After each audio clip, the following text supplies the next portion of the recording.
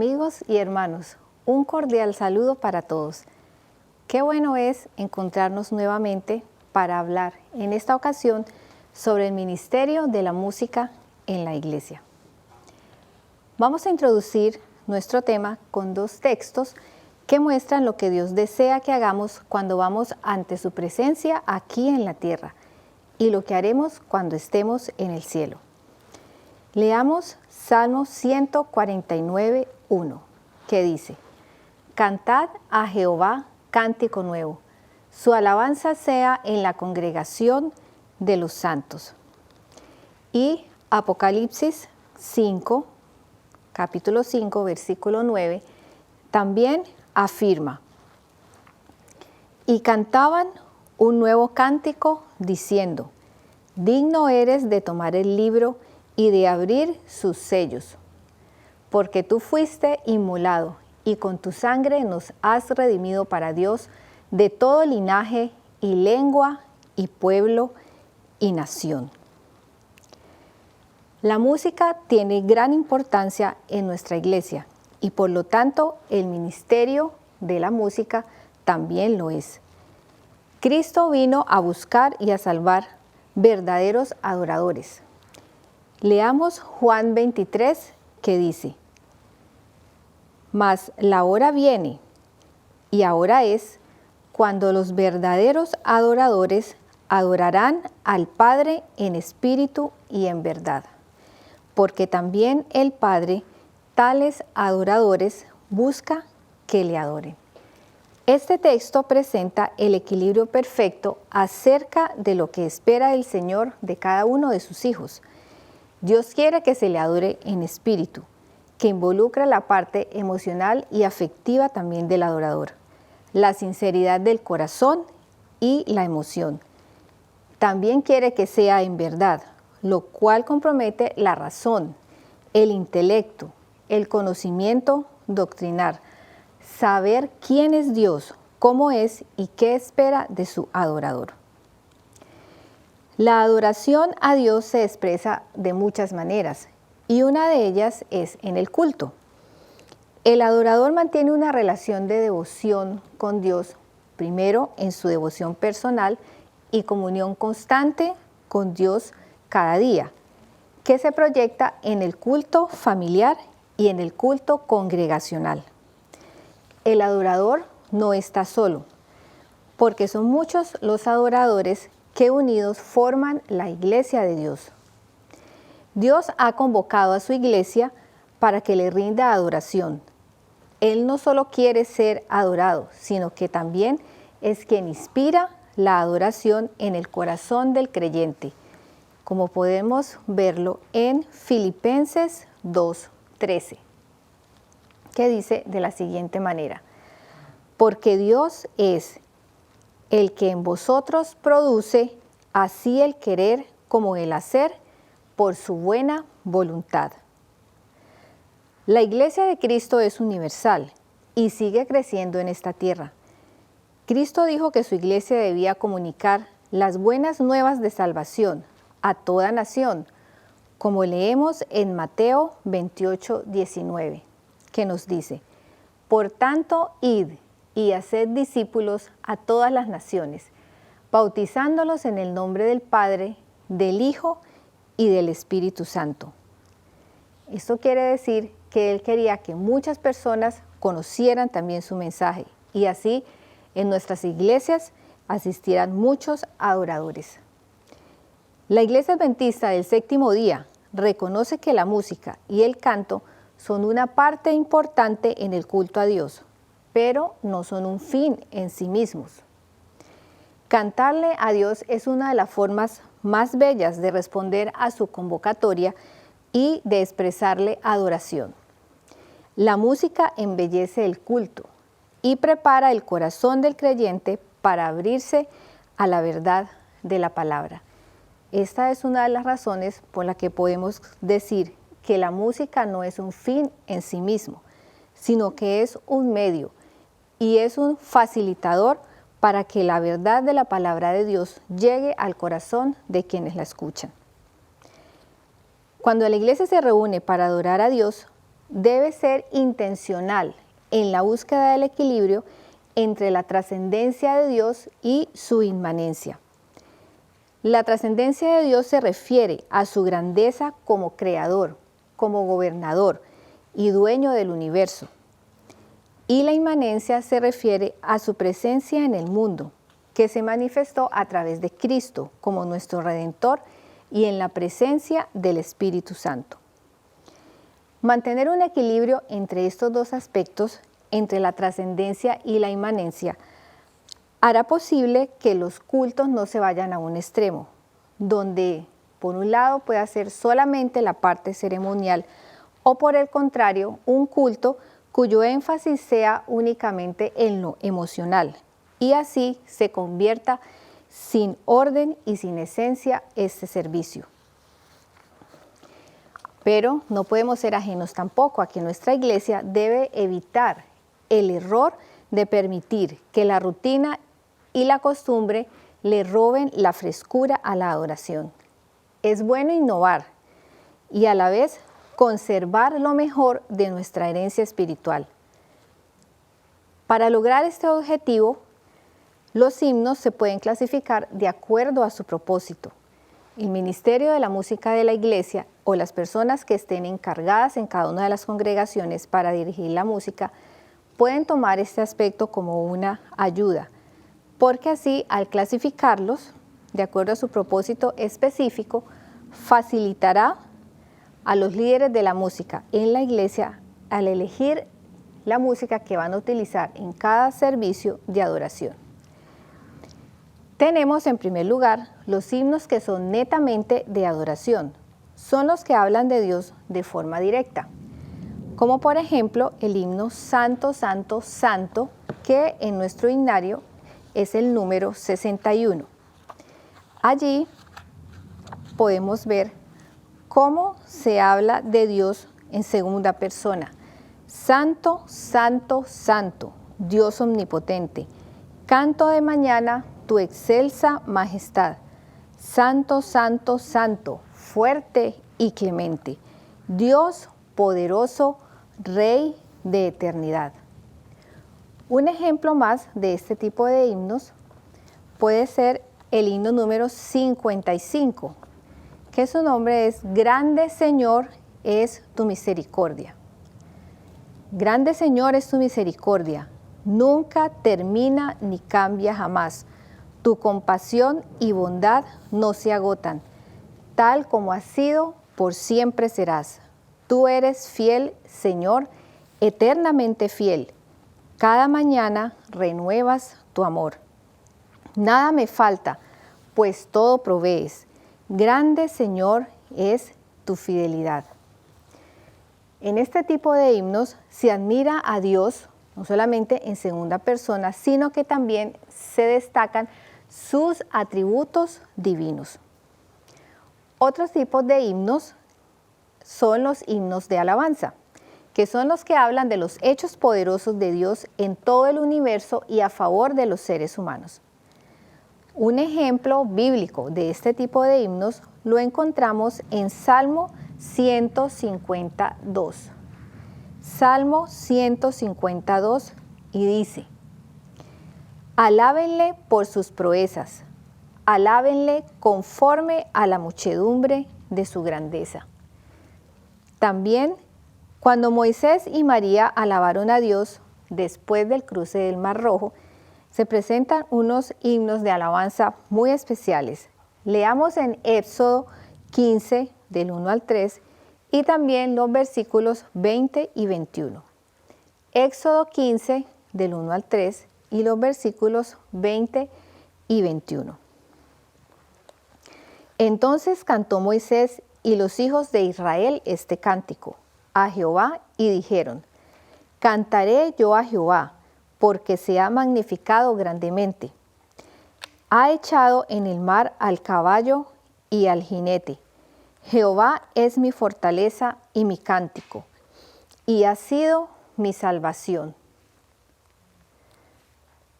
Este es mi Dios, y lo alabaré, Dios de mi Padre, y lo enalteceré. Jehová es varón de guerra, Jehová es su nombre.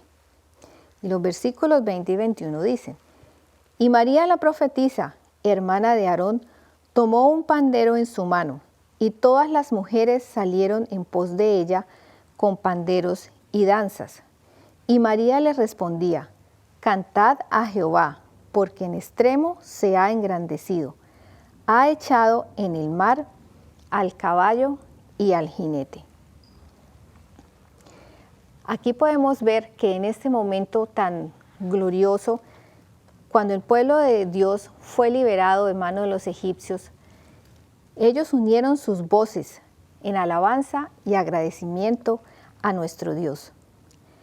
Ahora nosotros también podemos hacerlo en nuestras iglesias, y uno de los himnos que tenemos como ejemplo de himnos de alabanza es el himno número 15, Loámoste, oh Dios. Loámoste, oh Dios, con alegre canción, porque en Cristo tu Hijo nos diste perdón. Aleluya, te alabamos, cuán grande es tu amor. Aleluya, te adoramos, bendito Señor. Y también el himno 69. Señor, mi Dios, al contemplar los cielos y astros mil girando en derredor, y al oírte en retumbantes truenos, y al contemplar el sol en su esplendor, te amo y proclamo por tu gran poder, cuán grande eres, oh Jehová. Te exalto a ti con toda mi alma y ser, grande eres tú, grande eres tú. Estos himnos alaban a Dios por su grandeza y por la maravilla de sus obras. Otro tipo de himnos pueden ser los himnos de edificación, que son para afianzar la fe y los principios. Pueden ser de contenido doctrinal y también de valores que la Iglesia enseña. Podemos hacer la invitación a alabar con himnos de gozo que nos afirmen en la fe. Un ejemplo puede ser el himno número 204, o cantádmelas otra vez, bellas palabras de vida. Hallo en ellas mi gozo y luz, bellas palabras de vida. Sí, de luz y vida, son sostén y guía. Qué bellas son, bellas palabras de vida. Y repite nuevamente, qué bellas son, bellas palabras de vida. Otra de las secciones de clasificación de los himnos que podemos tener son los himnos de motivación misionera. Invitan a cumplir con la misión. Y un ejemplo de esto es el himno número 558. El himno número 558 lleva como título Ama a tus prójimos. Ama a tus prójimos, piensa en sus almas, diles la historia de Cristo el Señor. Cuida del huérfano, hazte su amigo. Cristo le es Padre y fiel Salvador. Salva al incrédulo, mira el peligro. Dios le perdonará, Dios le amará. Es una invitación al cumplimiento de la misión y de predicar el Evangelio a toda alma y también las personas que se encuentren cerca de nosotros y lejos también. Otra de las clasificaciones que tenemos para los himnos son los de evangelización. Comunican el Evangelio y lo que Dios ha hecho por los pecadores. Por ejemplo, tenemos el himno número 97, En el Monte Calvario.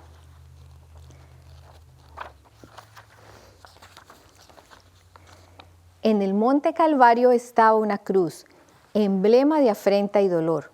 Y yo amo esa cruz, do murió mi Jesús, por salvar al más vil pecador. Oh, yo siempre amaré esa cruz, en sus triunfos mi gloria será. Y algún día, en vez de una cruz, mi corona Jesús me dará. Uno más, en cuanto a este tipo de himnos de evangelización, es tierno y amante, Jesús nos invita. Pero de igual forma hay muchos otros que sirven cada uno para los diferentes tipos de himnos que pudimos utilizar en nuestra adoración. Ser considerados y ser sensibles hacia las preferencias de otro Es importante especialmente en el contexto de la adoración colectiva, ya que esta práctica edificará y unirá a la iglesia. Hay 4 puntos que influyen en el gusto musical de las personas y que es conveniente tenerlas en cuenta porque también influyen en el gusto colectivo de las personas y en particular de nuestras iglesias. En primer lugar está la preferencia personal. Las preferencias, como tal, son solo eso, preferencias, y están relacionadas con nuestra sensibilidad estética, que se ve afectada por los intereses personales o de un grupo. Esto hace que al escuchar cualquier tipo de música emitamos un juicio, y un juicio bastante radical. Sencillamente puede ser me gusta o no me gusta. Aquí entran en juego las preferencias personales y que también se ven influenciadas en las preferencias colectivas de determinado grupo de personas. Un segundo punto puede ser la asociación mental. La vida de todo ser humano es afectada por hechos únicos. Por eso, determinada música nos hace volver a vivir momentos únicos y especiales. Tal es el caso de que hay canciones o himnos que cuando los escuchamos, inmediatamente viene a nuestra memoria algún evento o un acontecimiento en el pasado. Esto puede suceder en nuestra iglesia y también con la música que comúnmente podemos escuchar. Hay una canción en particular que recuerdo de mi niñez, propia de la música andina de mi país, que mi padre ocasionalmente escuchaba cuando yo estaba pequeña, en mis primeros años. Y parte de la letra decía, la canción se llama Las Acacias y habla de una casa donde ya no está la familia que vivía en ella, sino que ahora está sola. Y decía así, ya no vive nadie en ella, y a la orilla del camino, silenciosa está la casa. Y en otro momento de la canción decía las siguientes palabras, algunos se marcharon, unos muertos y otros vivos que tenían muerta el alma. Cuando yo escuchaba eso, y estaba pequeña, me imaginaba una casa en un lugar distante y solitario, y cómo esa casa sin ningún tipo de sonido y ningún habitante allí me parecía tan triste y casi me asustaba. Y tanto es así que aún, ahora que soy adulta, igual esta canción no me gusta escucharla y siempre vienen a mi mente esos recuerdos y la impresión que me causó en la niñez. Las asociaciones mentales son muy comunes en nosotros como seres humanos. También es probable que podamos recordar siempre, puede ser, un himno cuando nos bautizamos. Y cada vez que lo escuchemos, donde quiera que estemos, va a venir a nuestra mente ese momento.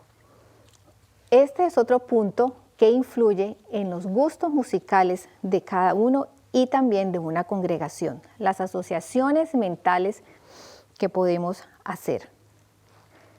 Los otros 2 puntos a tener en cuenta es la cultura y las diferencias generacionales.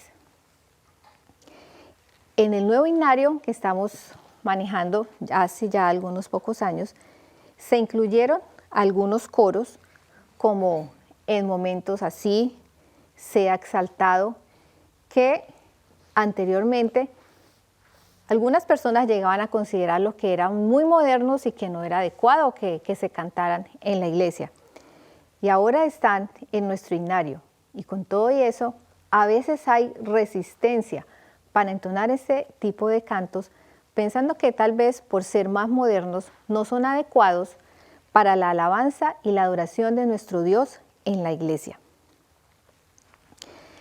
Pero tenemos que tener en cuenta también que no solamente por ser un himno más antiguo que otro, eso quiere decir que sea mejor o que sea más adecuado. A veces la forma en que se canta va variando también. Los cantos y los himnos que muchas veces se entonan en las reuniones juveniles, que son de un buen contenido, con muy buena música, buen acompañamiento, para algunos adultos puede ser un poco difíciles de entenderlos. En ocasiones, cuando estamos en la semana de oración en la universidad, se cantan cantos y coros más actuales, compuestos aún algunos por estudiantes de la escuela de música, y escuchamos a veces comentarios, sobre todo de las personas mayores, que dicen, este tipo de cantos no los puedo cantar, no tienen el mismo orden que los himnos, me cuesta mucho trabajo seguirlos y memorizarlos. Allí podemos encontrar la diferencia generacional, pero con todo y eso, un buen ministro de música y una buena comisión de música tendrá en cuenta los gustos de todos, tanto de los jóvenes como también de los más adultos, al momento de elegir los cantos para el momento de alabanza en nuestra iglesia. Es importante que como Ministerio de la Música en nuestras iglesias locales no seamos indiferentes a las preferencias de los demás y que actuemos con consideración, buscando siempre la unidad en la diversidad. El pueblo de Israel nos da ejemplos sobre el gozo en la adoración con el canto, en forma colectiva, en medio de la diversidad del pueblo de Dios. Vamos a leer del deseado de todas las gentes, la página 411. El deseado de todas las gentes, página 411. Con cantos sagrados y agradecimiento, los adoradores celebraban esta ocasión. Un poco antes de la fiesta venía el día de las expiaciones, en el cual, después de confesar sus pecados, el pueblo era declarado en paz con el cielo. Así quedaba preparado el regocijo de la fiesta. Se elevaban triunfalmente el salmo. Alabad a Jehová porque es bueno, porque para siempre es su misericordia. Mientras que toda clase de música, mezclada con clamores de hosana, acompañaba el canto al unísono. Qué maravilla poder haber escuchado esto. Después de un momento especial de solemnidad y de consagración, cuando ya quedaban perdonados los pecados de todo el pueblo, se preparaban para el regocijo de la fiesta y así unían las voces en alabanza a Dios, acompañados también por los instrumentos. Leamos del deseado de todas las gentes también la página 412, que nos dice, el templo era el centro del gozo universal. Allí se veía la pompa de las ceremonias de los sacrificios. Allí, alineado a ambos lados de las gradas de mármol blanco del edificio sagrado, el coro de levitas dirigía el servicio de canto. La multitud de los adoradores, agitando sus palmas y ramas de mirto, unía su voz a los acordes y repetía el coro. Y luego la melodía era entonada por voces cercanas y lejanas hasta que de las colinas circundantes parecían brotar cantos de alabanza. ¡Qué maravilla esto! El coro de levitas dirigía el servicio de canto y todo el pueblo seguía en la adoración, también agitando palmas y ramas de mirto. Y así repetían el coro y la melodía era entonada por voces cercanas y lejanas que se escuchaba en todas las montañas y los montes cercanos, que parecía como si toda la naturaleza estuviera cantando a Dios. En Testimonios para la Iglesia, tomo 4, página 618, leemos lo siguiente. Los que moran en Jesús serán felices, alegres y se gozarán en Dios. La amabilidad subyugada será la señal de la voz.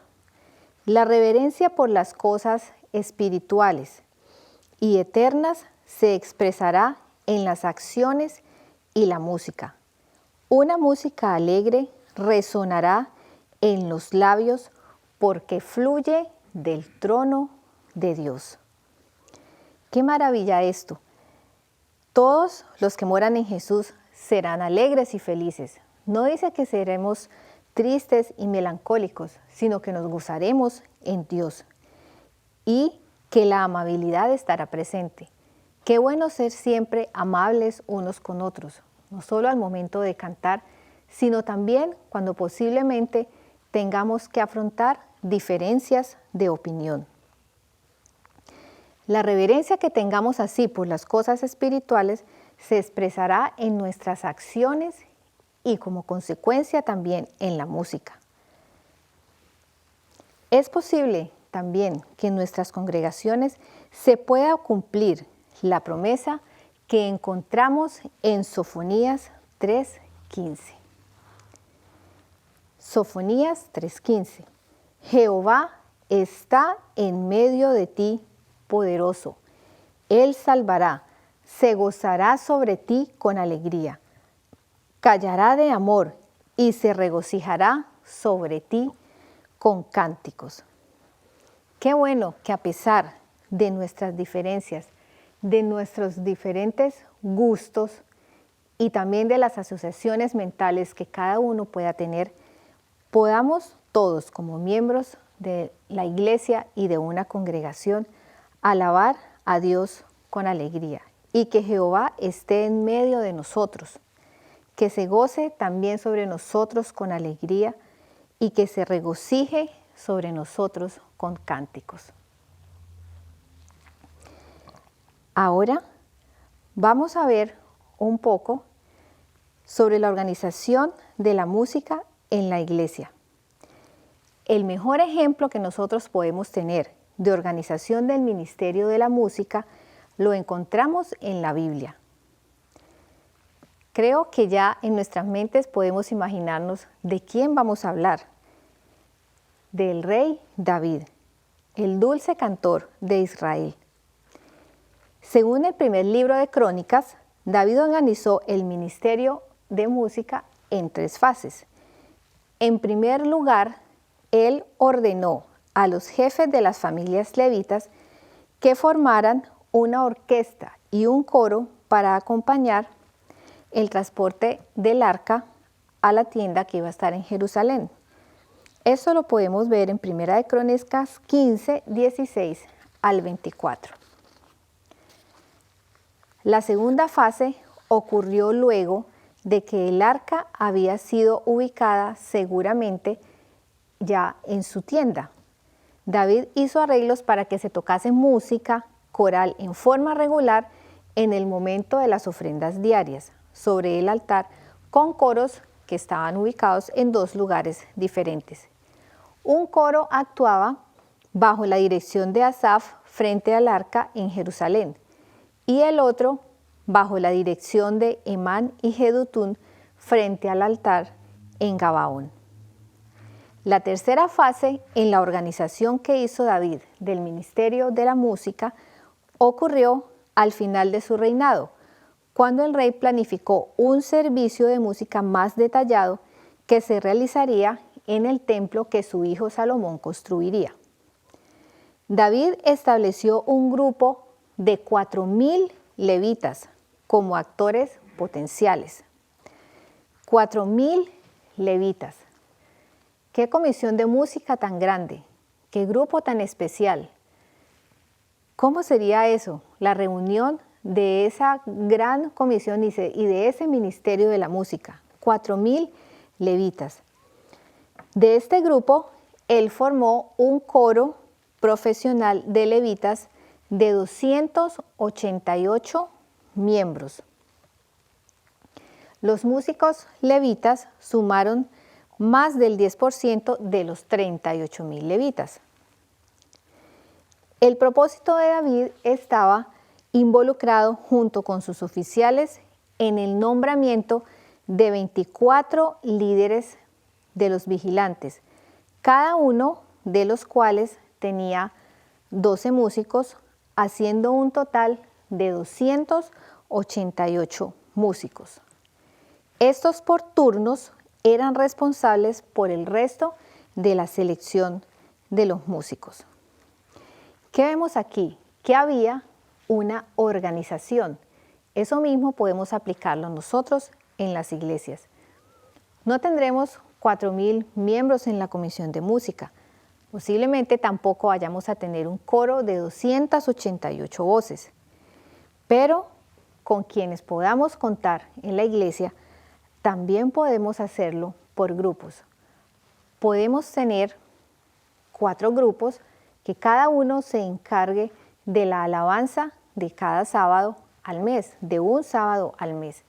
De esta forma, no será agotador para nadie si cada grupo actúa de los 4 sábados del mes uno solo. Así podrán tener el tiempo para preparar los himnos, también para ensayar y al mismo tiempo en los otros momentos, en los otros sábados, participar activamente de la alabanza como miembros de iglesia. El ministerio de los músicos, para asegurar que no habría confusión o conflicto entre el ministerio de los sacrificios de los sacerdotes y el ministerio musical de los levitas, David delineó la posición, el rango y el alcance del ministerio de los músicos. Y la actuación del ministerio musical estaba subordinado a los sacerdotes. ¿Qué quiere decir esto? Que los que eran levitas y que estaban en la comisión de música, se la podemos llamar así, no actuaban ellos independientemente, no hacían únicamente lo que ellos querían, estaban sujetos a lo que los sacerdotes dijeran que debían hacer y también estaban sujetos a la posición en que debían estar, el rango, el alcance que tenían y también estaban sujetos hasta a la forma en la que debían vestirse para participar en la música y en la adoración.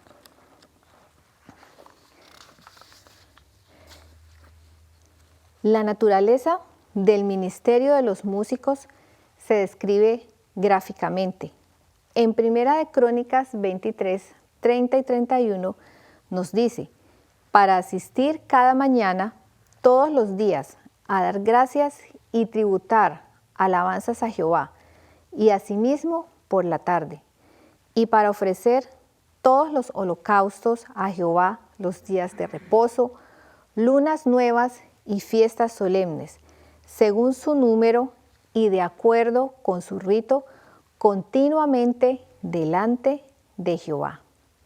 Aquí se describía que cada mañana y continuamente ellos estaban también delante de Jehová. Podemos ver que el ministerio de la música del rey David fue un ministerio exitoso. Tuvo éxito por varias razones que son pertinentes para la música de nuestra iglesia hoy. Primero, los músicos levitas eran maduros y musicalmente entrenados. Podemos leer en Primera de Crónicas 15, 22, donde nos dice que Kenanías, principal de los levitas en la música, fue puesto para dirigir el canto porque era entendido en ello. ¿Qué quiere decir esto? No solamente que él tuviera el talento, sino que también estaba preparado, era entendido en ello. Esto incluía no solo muchas horas de práctica, sino también la disposición para aprender más y para mejorar y hacerlo de la mejor manera. Eran maduros, ya sus voces estaban también desarrolladas completamente para poder hacerlo bien y tocar los instrumentos que correspondieran. El entrenamiento musical es importante. No basta con tener una hermosa voz. No basta con tener la facilidad de tocar un instrumento, sino cada día mejorar en la ejecución de ellos para hacerlo de la mejor manera delante de nuestro Dios. En segundo lugar, el ministerio musical en el templo tuvo éxito porque sus músicos estaban preparados espiritualmente. No solo es importante la preparación intelectual o la preparación profesional, también la preparación espiritual es fundamental. Ellos fueron puestos aparte y fueron ordenados para su ministerio como el resto de los sacerdotes. Fueron ordenados y apartados para el ministerio musical. Hablando a los líderes de los músicos levitas, David dijo: santificaos vosotros y vuestros hermanos. Así los sacerdotes y los levitas se santificaron. Eso lo encontramos en 1 Crónicas 15, 12 y 14. Y a los músicos levitas se les dio una sagrada misión de ministrar continuamente delante del Señor. Para ministrar delante del Señor, entonces, no solamente debían ser competentes profesionalmente, que tuvieran la preparación, el talento y que estuvieran entrenados, sino que también estuvieran preparados espiritualmente. A veces este punto se olvida. Muchas veces por estar ensayando o preparando la alabanza o la música especial, nos perdemos el privilegio de escuchar la predicación de la palabra de Dios. Estamos en un salón al lado ensayando, salimos y cantamos y pasa que ya no hay puesto, como ya empezó el servicio, entonces no hay puesto. Y sucede entonces que quienes participan en la música se quedan fuera de la iglesia y pierden la gran oportunidad de escuchar la palabra de Dios. Qué bueno que hagamos planes para que eso no suceda, que con tiempo se pueda hacer la preparación intelectual, el ensayo de los cantos, para que antes de participar con el suficiente tiempo podamos estar en calma, podamos orar y preparar nuestro espíritu para participar en la música de la iglesia.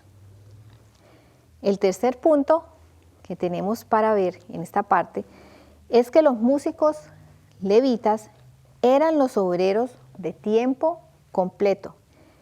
En 1 Crónicas 9:33 declara: también había cantores, jefes de familias de los levitas, los cuales moraban en las cámaras del templo, exentos de otros servicios, porque de día y de noche estaban en aquella obra. Al parecer, el ministerio musical de los levitas trajo consigo considerable preparación, porque nosotros leemos que y dejó allí, delante del arca del pacto de Jehová, a Asaf y también a sus hermanos, para que ministrasen de continuo delante del arca, cada cosa en su día. Esto lo vemos en 1 Crónicas 16:37. Este es el ideal para un ministerio musical exitoso en la iglesia. Primero, que se tenga la capacidad intelectual y la preparación adecuada. Segundo, que también se tenga una preparación espiritual, que quienes participan en la música de la iglesia tengan una vida consagrada y que lo que hacen a cada momento esté acorde también con lo que se presenta delante del Señor.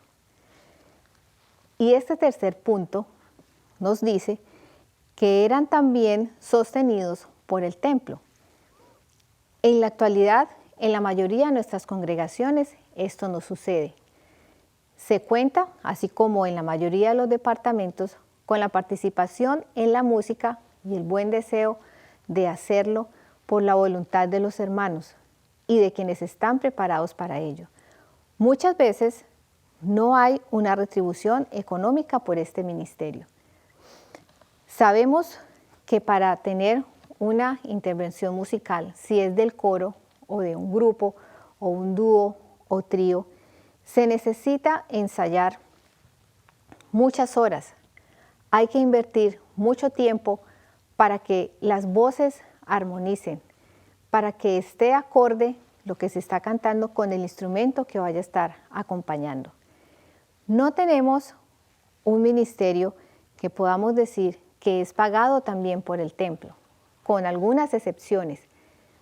Pero con todo y eso, aunque el ideal en esta parte no se cumpla, qué bueno es que quienes participemos en la música de la iglesia lo hagamos con la mejor disposición, preparándonos de la mejor manera intelectualmente, preparándonos también espiritualmente, para que cuando participemos delante de Dios y de la iglesia, el nombre del Creador sea honrado. Algunas sugerencias podemos dar para mejorar el ministerio de la música en las iglesias locales. En primer lugar, debemos nombrar a una persona con conocimiento musical que pueda hacerlo bien. En algunos lugares donde las congregaciones son más pequeñas, puede ser una sola persona la que esté encargada de la música. Pero si hay más gente que quiere participar y que le gusta, se puede nombrar a alguien que sea el encargado y que tenga también varios colaboradores en el servicio de la música y que ellos puedan hacerlo bien. Esto debe ser nombrado por la junta de la iglesia y quienes sean nombrados también voluntariamente deben aceptar.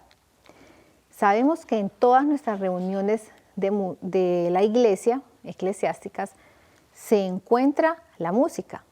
En los cultos regulares de la semana, también del sábado, en las reuniones de jóvenes, en las reuniones de evangelismo, también si hay un matrimonio o cuando muere algún miembro de la iglesia, cuando se hace una vigilia o un evento especial de evangelismo, allí siempre se encuentra la música.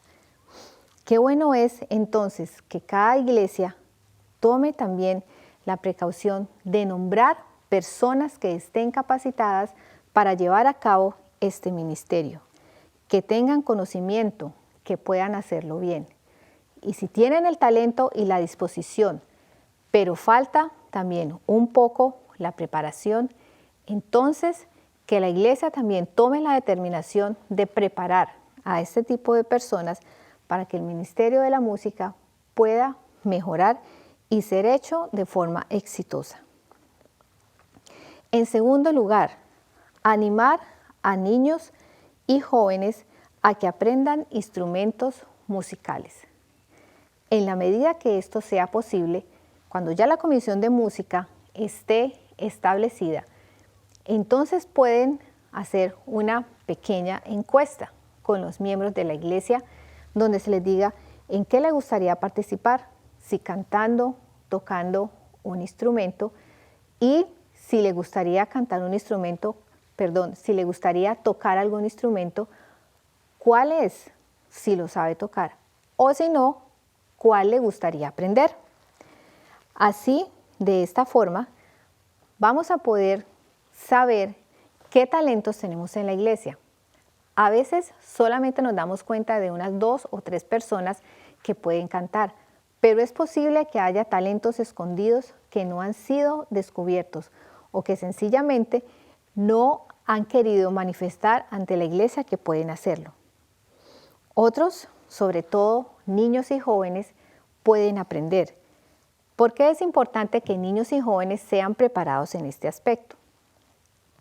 Porque así, como nuestras iglesias van cambiando, no son estáticas, es posible que quienes estén en el momento liderando en la iglesia el ministerio de la música, en un tiempo ya no estén.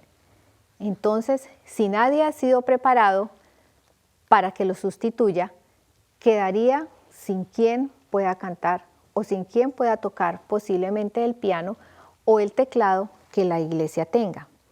De esta forma, al animar a niños y jóvenes para que aprendan un instrumento musical, vamos a hacer que se tenga un relevo generacional también en cuanto a los músicos y a quienes ayudarán en la iglesia.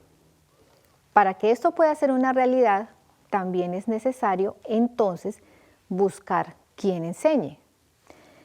Si quienes están en la comisión de música no tienen la capacidad o la preparación para enseñar, ya sea el piano, el órgano o la guitarra o la flauta o el violín, según la preferencia que hayan manifestado los jóvenes o los niños, entonces es bueno buscar quién dé este tipo de preparación.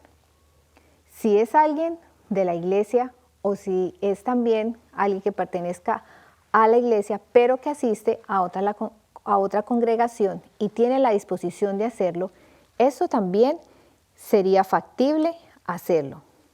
Y en dado caso que no sea así, se puede buscar una persona, puede ser en las escuelas de música o academias, que si es posible, una tarde en la semana o dos, puedan ir a la iglesia y allí en los salones dar la capacitación a los niños y jóvenes de la iglesia que quieran aprender.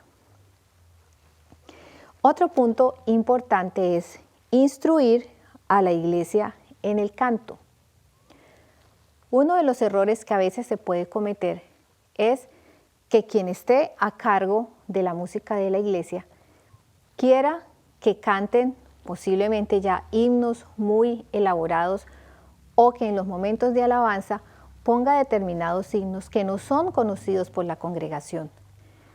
Cuando esto sucede, sencillamente la gente no va a participar, porque si yo no conozco un himno o no sé cómo se canta, mi actitud será que voy a estar en silencio, sencillamente escuchando. Y la comunicación que debe haber entre quienes están dirigiendo el canto y la congregación se va a ver cortada. Esto quiere decir que debemos instruir a la iglesia en el canto, enseñar himnos nuevos, tomar algún momento en alguno de los servicios de la semana, en las noches, o en un momento de la sociedad de jóvenes o en la escuela sabática, cada sábado para enseñar un nuevo himno, poderlo repetir varias veces hasta que ya sea familiar y así incluirlo regularmente en los servicios de alabanza que se lleven a cabo en la iglesia. Eso querrá decir que el repertorio se va a aumentar. Ya no solamente serán los mismos himnos de siempre los que podemos cantar, sino que habrá muchos otros que podemos incluir en los servicios de adoración. Hay muchos coros nuevos que según las regiones o según también las ciudades, algunos músicos talentosos componen. También pueden ser incluidos, se pueden enseñar y pueden hacer parte también de la alabanza de la iglesia. Y por qué no, también del himnario hay muchos himnos que fueron incluidos que no son conocidos y que en algunas congregaciones seguimos cantando los mismos himnos del himnario anterior, sin incluir los nuevos.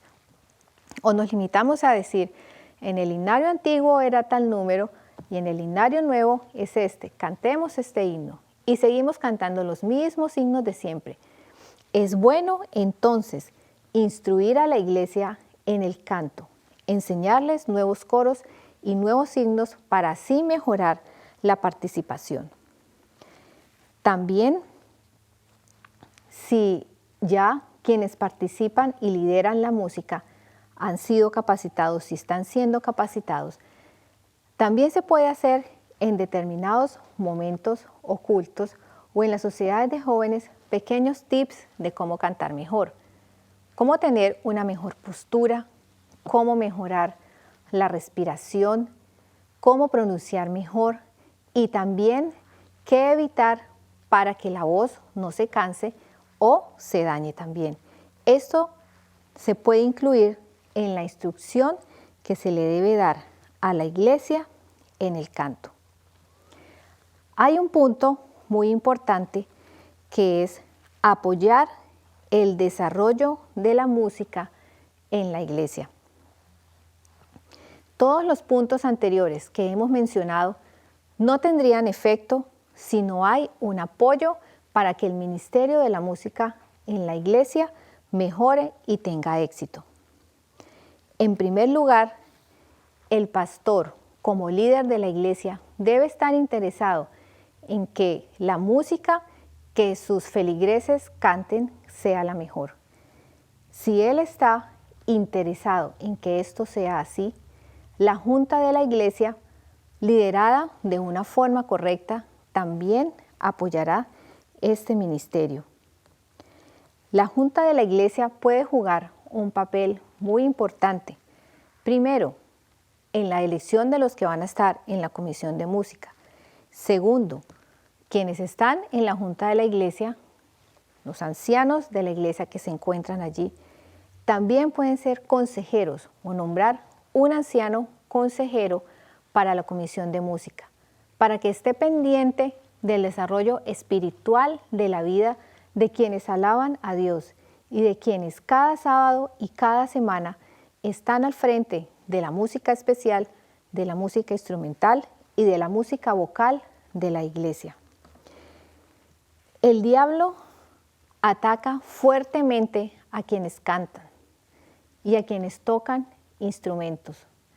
Él va a tratar de debilitar y de alguna forma de hacer que la mente de quienes participan en la música de nuestra iglesia se desvíe. Por eso es tan importante el apoyo de la iglesia para la comisión de música.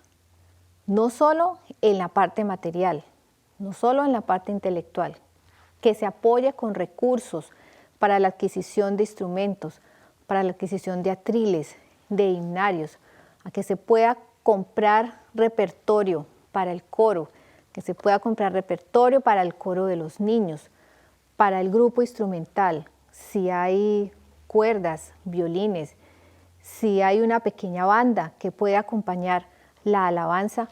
La iglesia está también en el deber de apoyar este ministerio, pero no solo debe ser este apoyo, también debe ser y fundamentalmente en el aspecto espiritual. Si los ancianos de la iglesia, la música de la iglesia, tienen en especial en sus afectos a la comisión de música, que se sientan acompañados, que cuando vayan el viernes en la noche a ensayar a la iglesia, puedan encontrar que está abierto, que pueden tener la disposición de los salones o los lugares adecuados para sus prácticas, pero que también hay alguien que va a estar allí con ellos para orar y para animarles a hacer lo mejor. Satanás sabe que quienes tienen el don de la música, si él puede alejarlos, habrá obtenido un gran triunfo, o que si por una u otra razón pueden ellos convertirse en un mal ejemplo, cuando salgan al frente a presidir la música, el efecto que se quiera va a ser interrumpido y no va a ser el adecuado, porque la música del que cante y del que toque los instrumentos en la casa de Dios debe estar acorde con lo que Dios quiere que cada uno de nosotros vivamos. Por esta razón, el apoyo de la iglesia a la comisión de música y al ministerio de la música es fundamental. Sencillamente no puede ser de otra forma. Ellos solos, o quienes cantan, ellos solos, no lo van a poder hacer. Cuando no hay un apoyo adecuado, empiezan a surgir las dificultades. Muchas veces los roces y las diferencias. Y entonces es muy común que pase que alguno de los que están dirigiendo el canto se vayan a otra congregación o en peores casos aún decidan a veces hasta no regresar a la iglesia. Velar por la preparación intelectual, pero también por la preparación espiritual de quienes participan en la música de la iglesia es fundamental. El apoyo de la iglesia también se ve en que el liderazgo debe ser ejercido de una manera adecuada. Cuando hay un excelente grupo de adoración en una iglesia Y a veces ha pasado así, que en ciertas épocas ha habido mucha gente que canta, coro de adultos, coro de adolescentes, coro de niños, grupo instrumental. Y pasan unos años y de repente volvemos a esa iglesia y encontramos que no hay nada. Y podemos preguntarnos, ¿qué pasó? Dice, no, quienes estaban al frente de esto se fueron. Dice, ¿y todo se acabó? ¿Qué pasó allí? Si un buen líder no prepara a los demás, eso quiere decir que está ejerciendo un liderazgo exitoso. Pero quien guarda para sí su conocimiento y no lo comparte y no prepara a quienes están cerca de él, entonces no habrá cumplido con su cometido. Debe tener la suficiente madurez el líder musical y también por parte del apoyo de la iglesia para velar que ese liderazgo está siendo transmitido y se está formando a otros que van a continuar con ese ministerio en la iglesia. Si no es así, va a poder pasar lo inevitable, que en algún momento no haya quien quiera participar o peor aún, que pueda hacerlo. Por esto, cada día el ministerio de la música en nuestra iglesia debe ser apoyado. Que quienes estén en la comisión puedan hacerlo bien y tengan la disposición de hacerlo, que puedan preparar a otros e instruirlos para manejar el ministerio de la música. Que animemos a los niños y a los jóvenes para que también aprendan a cantar y para que aprendan a tocar instrumentos y poco a poco irles dando la participación en los servicios de la iglesia. Que siempre estemos instruyendo a la iglesia en el canto y en cómo hacerlo mejor. Y sobre todo, que de parte del pastor de la iglesia y de la junta apoyemos a la música de la iglesia y a la comisión que está encargada de ello. Qué bueno es que juntos, como cristianos, en cada una de nuestras iglesias podamos cada día ofrecer servicios de alabanza que honren a nuestro Dios. Es mi deseo que podamos honrar a Dios con la música en nuestra iglesia. Que Dios los bendiga.